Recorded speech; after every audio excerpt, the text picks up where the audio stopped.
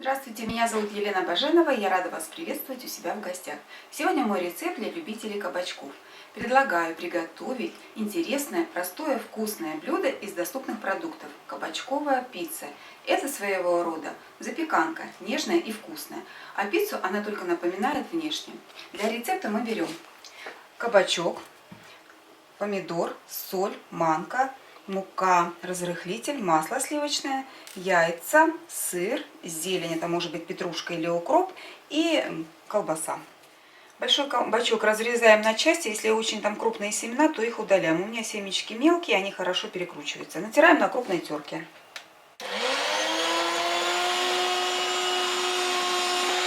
Перекладываем кабачок в дуршлаг, который мы устанавливаем на миску, для того, чтобы стек лишний сок.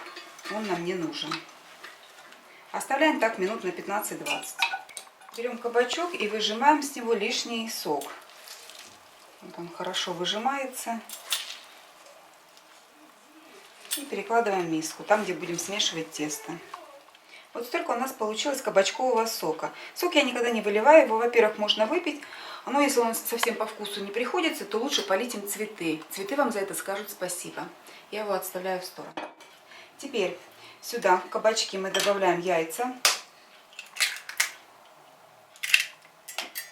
Оп, чуть не потеряла.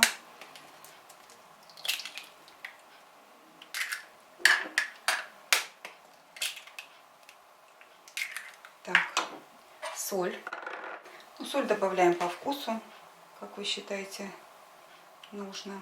Где-то пол чайной ложки, я думаю, достаточно будет. Дальше муку.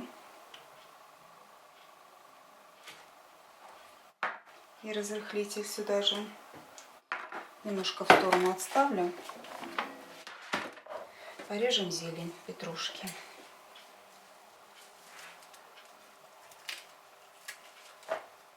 Все хорошо перемешиваем. Делаем тесто, как на кабачковой оладьи. Форму смазываем сливочным маслом и посыпаем манкой или панировочными сухарями. Выкладываем кабачковое тесто. Она все равно, кабачки все равно дают сок немного. Может быть, даже и стоит немножко подольше подержать, чтобы сок больше стек.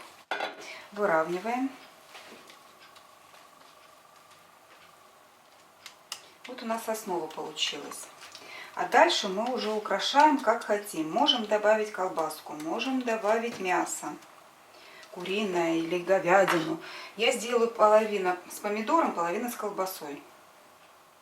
Выкладываю сверху колбаску. Вот этим вот она и напоминает пиццу.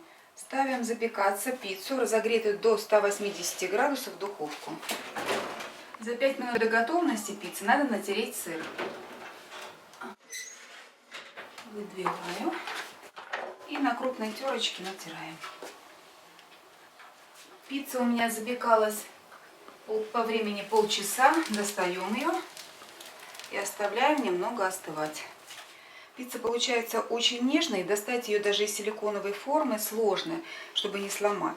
Поэтому я буду нарезать прям в форме.